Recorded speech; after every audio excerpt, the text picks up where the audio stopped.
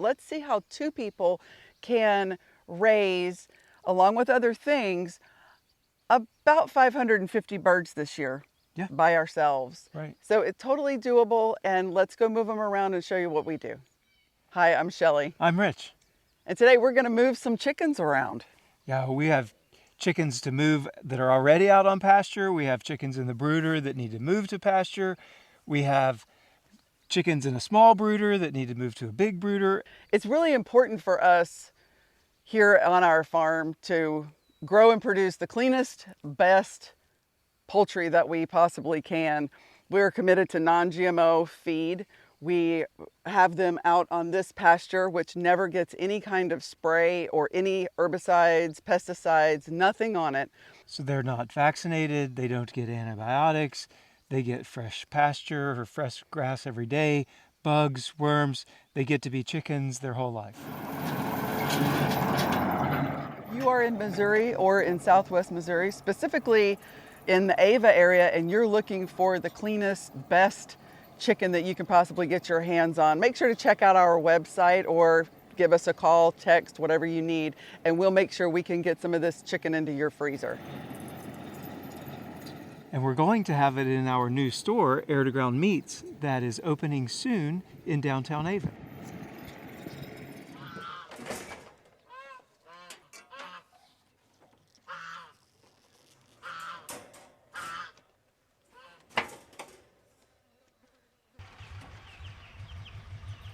Okay.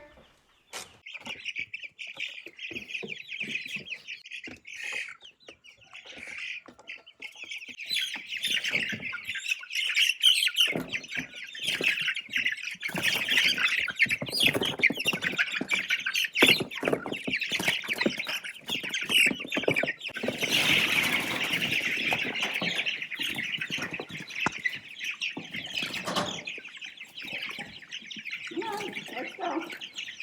This way. I know. Come on. Keep going. Come on. Come on. You go this way. Come on. There we go.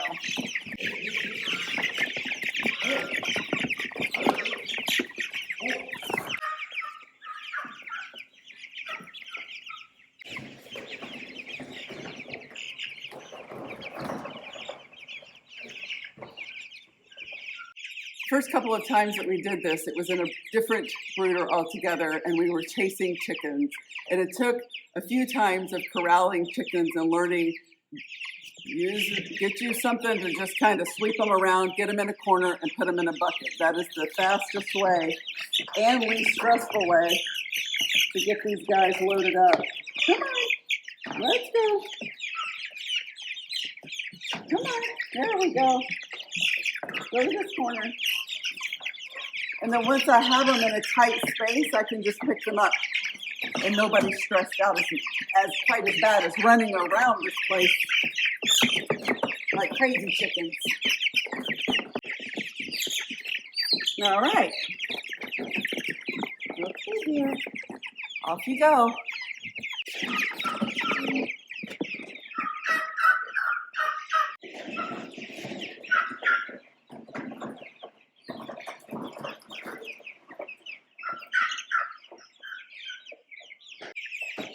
Good job. Keep going. Okay.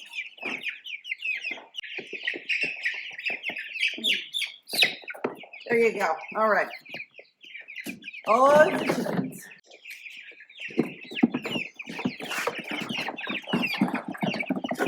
Just kind of slide them in there. And they walk out. Nice. You remember when we first started and we would pick each one of them up individually and set them down very carefully? I do.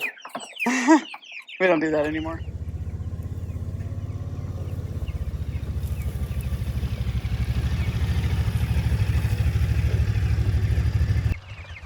A little bit. All right.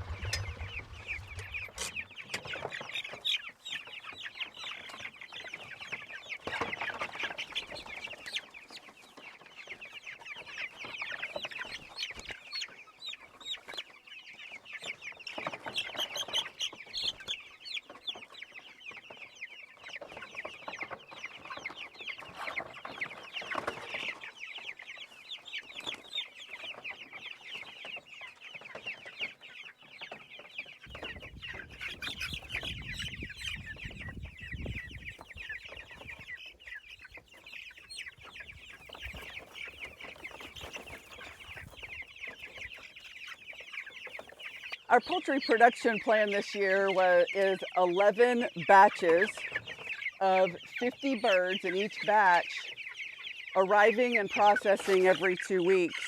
It's currently June the 7th, and this batch going out onto pasture is batch number 5. Batch 6 is in the small brooder, and they will be moving to the big brooder that these just came out of a few minutes ago. So for about a week, we have 3 batches out on pasture in the tractors, and a couple of 1 or 2, it just kind of bounces back and forth who's in the brooder and who comes out. So we are about halfway through with the arrivals onto the farm. We will have birds arriving until August, and then our last batch of birds will be processed on into late September, early October. So batch number 5 out on pasture. And we love when the birds get their first taste of being on the grass, out in the pasture. They're a little freaked out. They always are. Where are we? Where are we? What's happening? What is this grass stuff? We've never seen this in our lives. But really quickly, they figure it out, and they'll probably be finding worms and bugs before we know it.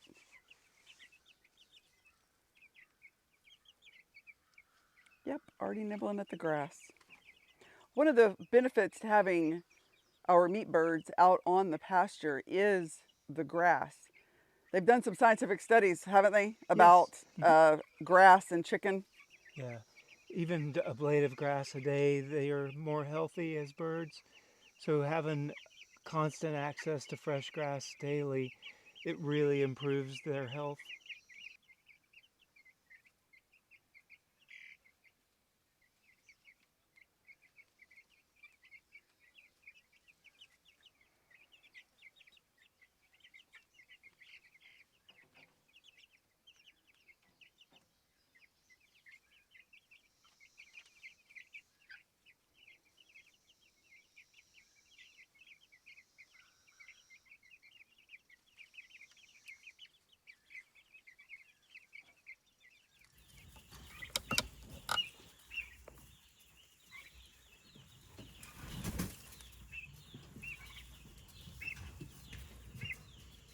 About a month ago, we got our first turkeys here on the farm.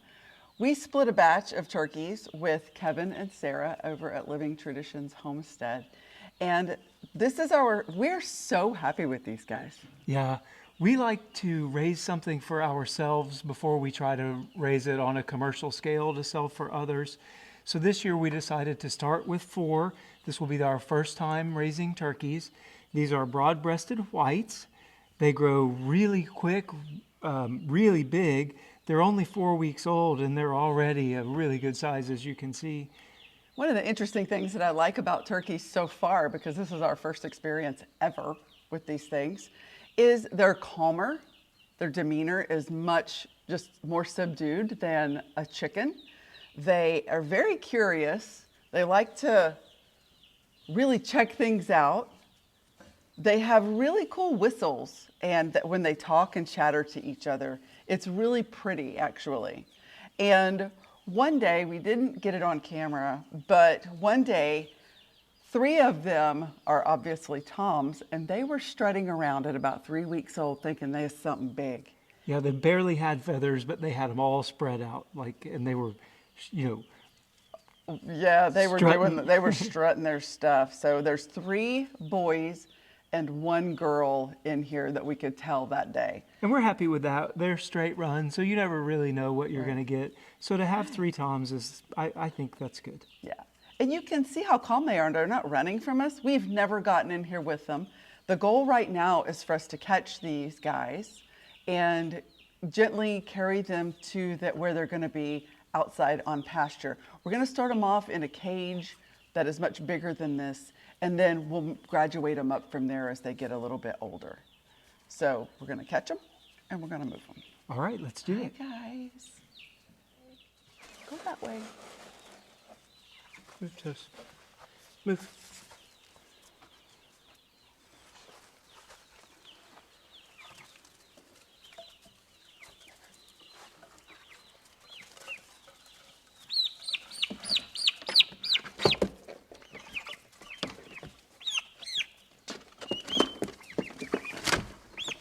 slide. And, oh, okay.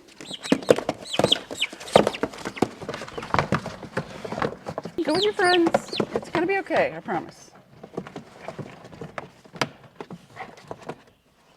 Okay, let's go. Off you go. Okay.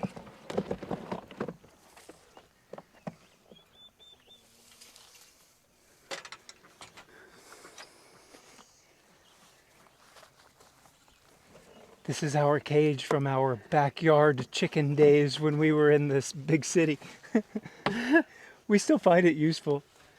It's a great intermediate cage. Hi, guys.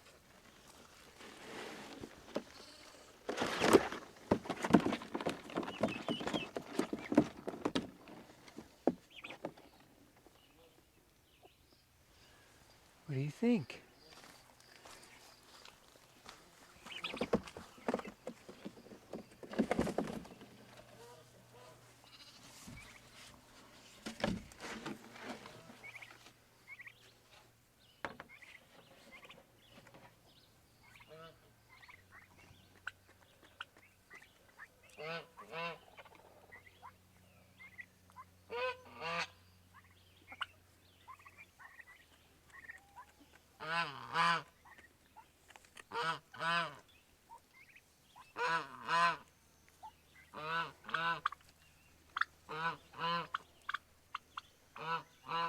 One of the things that I just want to take a second to emphasize is the fact that while there are only 4 here, and we discussed that, just remember that these are not pets.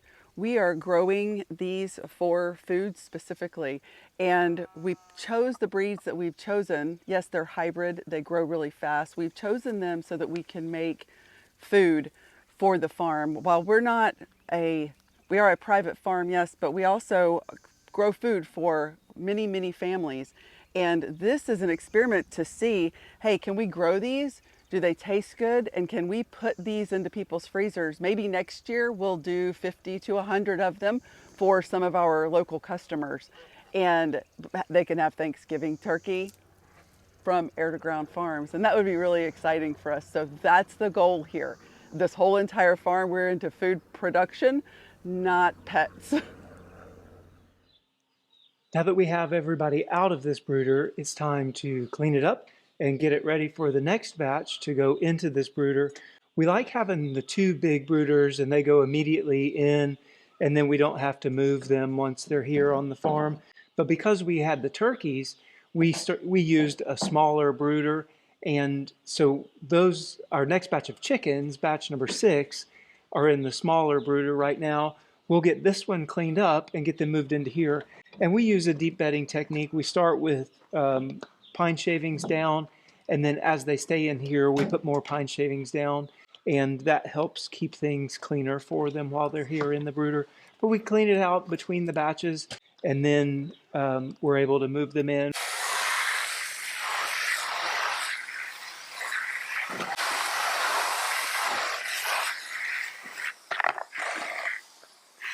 We did a video on how we threw these brooders together. It's basically pallets that we used and put them together. So if you're interested, you can check that out.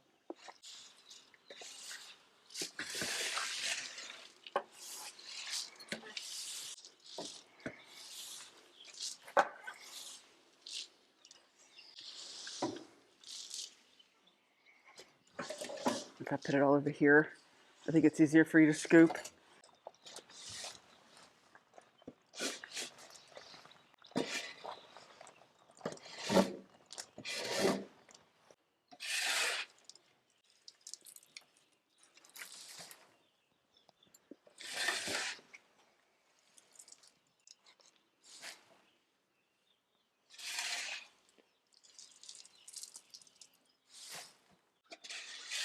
Really important part to this whole system is these pine shavings, making sure that they have a deep enough bedding to last them the entire time that they're going to be in this brooder, because we don't want to have to disturb them and come in here and change this out.